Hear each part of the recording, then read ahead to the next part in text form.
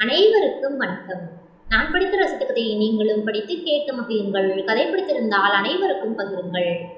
அழகான திருமண பட்டுப்புடவையில் புது மருமகள் நிலா அரவிந்தின் வீட்டு வாசலில் காலடி எடுத்து வைத்தாள். அந்த வீட்டில் அரவிந்தின் அம்மா காவேரி, அரவிந்தின் அக்கா கௌசல்யா, அவளது 5 வயது மகன் கவினும் வசித்து வந்தனர். வீடு அமைதியான ஆனால் சற்று கனமான சூழ்நிலையில் இருந்தது. அரவிந்தின் அக்கா கௌசல்யா தன் கணவர் ரவியை பிரிந்து வந்து கிட்டத்தட்ட 2 வருடங்கள் ஆகியிருந்தன. அவள் கணவர் ரவி ஒரு பெரிய நிறுவனத்தில் உயர் பொறுப்பில் இருந்தார். அவர் எவ்வளவோ சமாதானப்படுத்த முயன்றும் கௌசல்யா இணங்கவில்லை. தன் சுயமரியாதையை குலைத்த, தன்னுடைய வார்த்தைக்கு மதிப்பளிக்காத மனிதனுடன் இனி ஒரு நொடியும் வாழ முடியாது என்று தன்னுடைய பிடிவாதத்தில் கௌசல்யா தனது கணவரை பிரிந்து வந்துவிட்டாள்.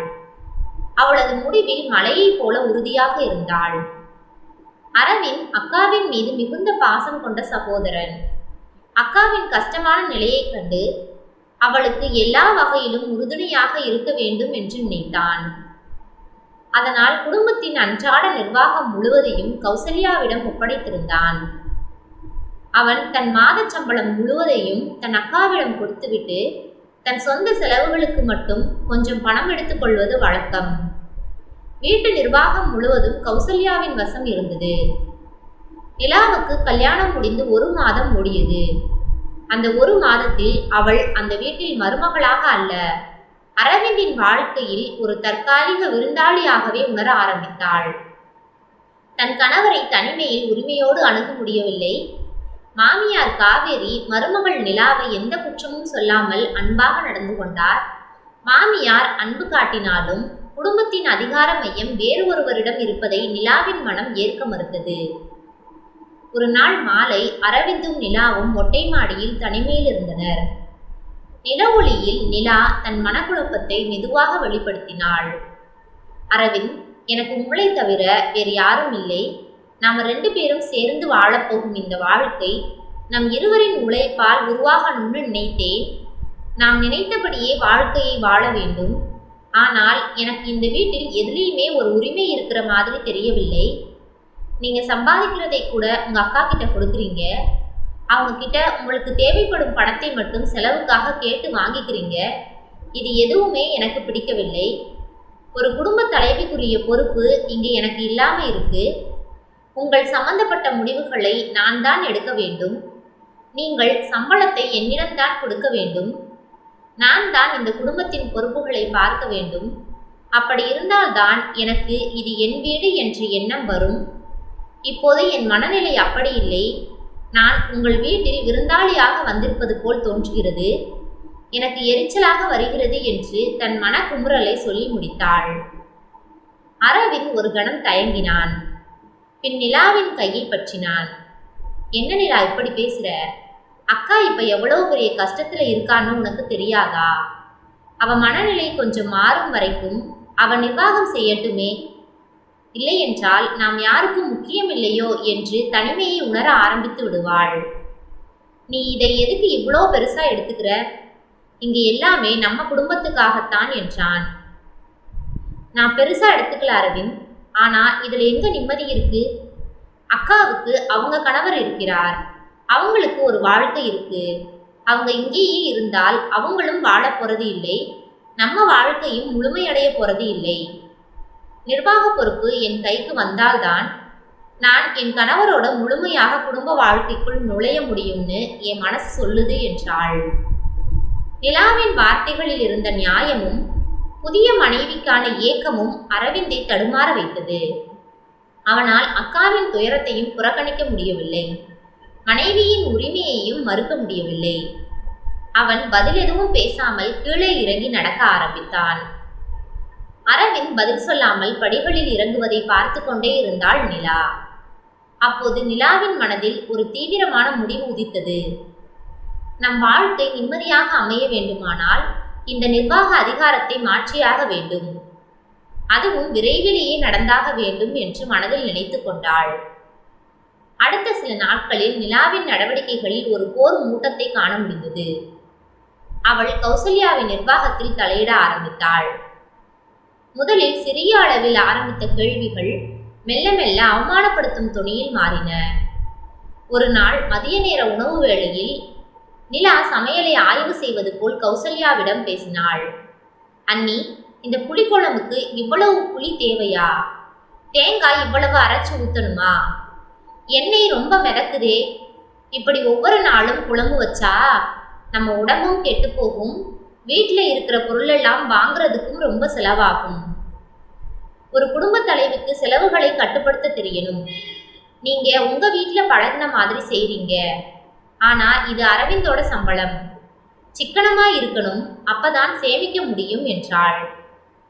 கௌசல்யாவின் முகம் வெளிரியது. அவளும் அமைதியாக இல்லை. நிலா, இதுதான் சரியான அளவு. நாங்க எப்பவும் இப்படித்தான் சமைப்போம். உனக்கு சமையலே தெரியாதா என்று நக்கலாக கேட்டாள்.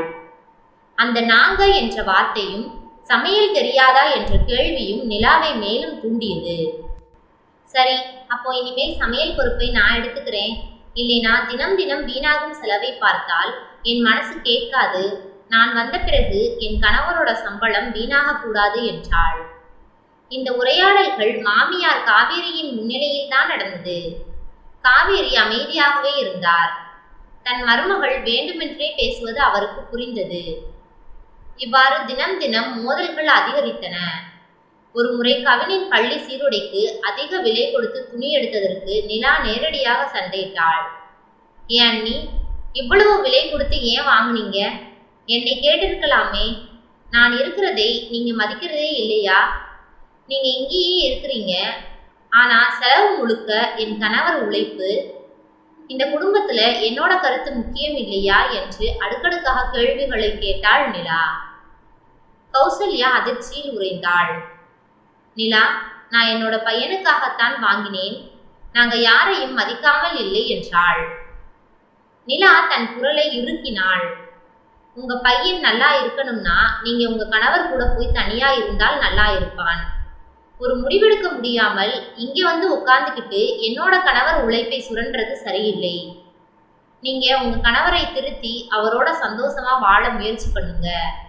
அதை விட்டுட்டு என் கணவரோட உழைப்பை வைத்துக்கொண்டு நீங்க கௌரவமா வாழ்றது நியாயமா என்றாள். நிலாவின் கடுமையான வார்த்தைகள் காவேரி மற்றும் அரவிந்தின் முன்னிலையில் தான் கௌசல்யாவிற்கு விழுந்தன. அரவிந்த் அதிர்ந்து நிலாவை இடைமறிக்க முயன்றான். நிலா, போதும். என்ன வார்த்தை பேசுறேன்னு தெரியுதா? அக்கா என் கூட பிறந்தவ என்றான். என் அதிகாரத்தை அவங்க கிட்ட கொடுத்துட்டு நீங்க என் கூட வந்து குடும்பம் நடத்த முடியாது. இந்த வீட்டில் அவங்க நிர்வாகம் நடந்தால் நான் இங்கே இருக்க மாட்டேன். என் கூட வாழணும்னா பொறுப்பு என் கைக்கு வரணும் என்றாள். சண்டை உச்சகட்டத்தை அடைந்தது. நிலா அழத் தொடங்கி, எனக்கு இந்த அதிகார போராட்டம் பிடிக்கவில்லை. ஒன்று, நான் நிர்வாகத்தை பார்க்கணும். இல்ல அவங்க இந்த வீட்டு நிர்வாகத்தை நடத்தட்டும். நான் என் அப்பா வீட்டுக்கு போறேன். நீங்க தான் முடிவு சொல்லணும். நான் இங்கே வந்தது உங்களை நம்பித்தான். என் சுயமரியாதையை காப்பாற்ற என் கைக்கு நிர்வாகம் வரணும் என்று பிடிவாதம் பிடித்தாள். அரவிந்த் நிலை குலைந்தான். அக்காவின் முகத்தில் விழுந்த அவமானத்தின் வலியையும் மனைவியின் பிடிவாதமான அழுகையையும் அவனால் தாங்க முடியவில்லை. அவன் அம்மாவின் முகத்தை பார்த்தான். காவேரி அமைதியாக இருந்தாலும் அவர் கண்கள் நிலாவுக்கு சாதகமாக இருப்பதைப் போல உணர்ந்தான். மறுநாள் காலை அரவிந்த் தயக்கத்துடனும் வலியுடனும் ஒரு முக்கியமான முடிவை வீட்டில் உள்ள அனைவரிடமும் பகிர்ந்தான். அக்கா, நீ தயவு செஞ்சு தப்பா நினைச்சுக்காதே. இனிமே மாத சம்பளத்தை நிலா கிட்ட கொடுத்துடுறேன். வீட்டு செலவுகளுக்கு மட்டும் நீங்க பணம் வாங்கிக்கங்க. நிர்வாகத்தை அவ பண்ணட்டும். இனிமே வீட்டு பொறுப்பு நிலா கிட்ட இருக்கும் என்றான். கௌசல்யாவின் கண்கள் கலங்கின. அவள் நிலாவை ஒரு முறை பார்த்தாள். நிலாவின் முகத்தில் ஒரு திருப்தியான வெற்றி புன்னகை இருந்தது. அது விஷம் போல் கௌசல்யாவின் சுயமரியாதையை பாதித்தது. கௌசல்யாவுக்குள் இருந்த பிடிவாதமும் சுயமரியாதையும் இப்போது தீவிரமாக செயல்படத் தொடங்கின. இனி ஒரு நொடி கூட இங்கு இருக்கக்கூடாது. நான் யாருக்கும் பாரமாக இருக்க விரும்பவில்லை. குறிப்பாக தன் தம்பியின் திருமண வாழ்க்கைக்கு தடையாக இருக்க விரும்பவில்லை என்று முடிவெடுத்தாள். அன்றிரவு கௌசல்யா யாரிடமும் அனுமதி கேட்கவில்லை. தான் எடுத்த முடிவு சரியானதா என்று கூட ஒரு நிமிடம் யோசிக்கவில்லை. இந்த வீட்டிலிருந்து வெளியேறுவதுதான் ஒரே தீர்வு என்று முடிவெடுத்தாள். கவின் உறங்கிக் கொண்டிருக்கும் போது அவள் துணிகளை ஒரு பையில் எடுத்து கட்டினாள். அவள் கண்ணில் நீர் வழிந்தது. தான் பிறந்த வீட்டை விட்டு பாதுகாப்பு இழந்த வாழ்க்கையை நோக்கி செல்வது அவளுக்குள் பெரும் பயத்தை உண்டாக்கியது. காவேரி சத்தம் கேட்டு மெதுவாக கதவை திறந்து உள்ளே வந்தார். அவர் மகளின் கையை பிடித்து கொண்டார். கௌசி, நிதானமாயிரு. நீ எடுக்கிற முடிவு உனக்கு நல்ல முடிவா அமையணும். உனக்கு நல்லதுதான் நடக்கும். அவமானத்தின் வலி இங்கே இருப்பதன் வலியை விட குறைவாகத்தான் இருக்கும் என்றார். காவேரியின் குரலில் ஒரு ரகசியம் ஒலித்தது. கௌசல்யா அம்மாவை அணைத்து கொண்டு விம்மினாள். அம்மா, நானும் கவினும் போறோம். என்னோட இருப்பு அரவிந்தின் வாழ்க்கைக்கு இடைஞ்சலா இருக்கு. இதுக்கு மேல நான் இங்கே இருக்கக்கூடாது. இருக்கவும் மாட்டேன். நான் என் முடிவை மாத்திக்க மாட்டேன். நான் என் சொந்த காலில் நிற்பேன். அதுக்கு வாடகை வீடு ஒன்றை பார்த்து விட்டேன். காவேரி அமைதியாக மகளுக்கு விடை கொடுத்தார். அவர் கண்களில் கண்ணீர் வழிந்தது. அது விடை கொடுக்கும் கண்ணீரா அல்லது வெற்றி திட்டத்தின் கண்ணீரா என்று தெரியவில்லை. மறுநாள் காலை அரவிந்த் எழுந்து பார்த்தபோது கௌசல்யாவையும் கவினையும் காணவில்லை. அதிர்ச்சியடைந்த அவன் அம்மாவிடம் ஓடினான். அம்மா, அக்கா எங்கே? கவின் எங்கே என்றான். அவரோ நிதானமாக ராத்திரியே கிளம்பிட்டா அரவிந்த் என்றார். எங்கே போனாங்கன்னு சொன்னாங்களா? நீங்க ஏமா தடுக்கல? அரவிந்த் பதட்டத்துடன் கத்தினான். நிலா படுக்கை அறையின் வாசலில் அமைதியாகவும் குற்ற உணர்வு கலந்த வெற்றியுடனும் நின்றிருந்தாள். நானும் எவ்வளவோ தடுக்க பார்த்தேன். இங்க இருக்கிறதை போல வெளியில் போனாலும் கஷ்டம்தான் என்று எவ்வளவோ சொல்லியும் கேட்கவில்லை. என்னால் அதற்கு மேல் தடுக்க முடியவில்லை என்று சொல்லிவிட்டு காவேரி பெருமூச்சு விட்டார். அவர் நிலாவை பார்த்து ஒரு மெல்லிய புன்னகை செய்தார். அதை அரவிந்த் கவனிக்கவில்லை. அரவிந்த் கோபத்துடன் நிலாவை திரும்பி பார்த்தான். உன்னாலதான், நீதான் எங்க அக்காவை அவமானப்படுத்தி துரத்திட்ட. உனக்கு மனசாட்சியே இல்லையா நிலா? புதுசா இந்த வீட்டுக்கு வந்தவ இப்படி செஞ்சிட்டாளே என்று புலம்பினான். அரவிந்த், ப்ளீஸ் அமைதியா இருங்க என்று மட்டும் சொன்னாள். நிலாவின் குரலில் இருந்த பிடிவாதம் இப்போது காணாமல் போயிருந்தது. ஒருவித துயரம் தெரிந்தது. அரவிந்த் அடுத்த ஒரு சில நாட்கள் மனைவியுடன் பேசாமல் தன்னை தனிமைப்படுத்திக் கொண்டான். நிலாவுக்கு கிடைத்த அதிகாரமும் வெற்றியும் கணவனின் பிரிவால் முற்றிலுமாக மங்கி போயிருந்தது. அவள் நிம்மதி கிடைக்கும் என்று தான் செய்த செயலால் கணவனின் துயரத்தை அடைந்தாள். கண்டிப்பாக தன் கணவர் ஒரு நாள் புரிந்து கொள்வார் என்று நினைத்து தன்னை தானே சமாதானப்படுத்திக் கொண்டாள். இரவு முழுவதும் தூக்கம் வராமல் தவித்த அரவிந்த் மறுநாள் தன் தாயிடம் பேசினான். அவன் கண்ணில் நீர் வழிந்தது. அம்மா, அக்கா ஏன் இப்படி ஒரு முடிவெடுத்தாங்க? அக்காவுக்கு நான் தானே ஆறுதலாக இருந்திருக்க வேண்டும். என் அக்கா இந்த வீட்டை விட்டு போக நீங்க எப்படி விட்டீங்க? நான் என் மனைவிக்கு ஆதரவாக பேசி அக்காவை கஷ்டப்படுத்தி அவளை இங்கிருந்து போக வச்சுட்டேன் என்று கண்களில் கண்ணீருடனே பேசினான். காவேரி தன் மகனின் தோளை தொட்டு ஆழமான குரலில் பேச ஆரம்பித்தார். அரவிந்த், நீ நிலாவை தப்பா நினைக்கிற. ஆனா அவ ஏன் அப்படி நடந்துகிட்டான்னு தெரிஞ்சா உன் கோபம் காணாமல் போய்விடும். இது நானோ உன் அக்காவோ உன் மனைவியோ உன் அக்கா கணவர் ரவியோ 4 பேரும் சேர்ந்து எடுத்த முடிவு இல்லை. ஆனால் என் அன்பினால் உண்டான ஒரு திட்டம் என்றார். அரவிந்த் குழப்பத்துடன் தாயை பார்த்தான். திட்டமா? என்ன சொல்றீங்கம்மா என்று கேட்டான். காவேரி விளக்கினார்.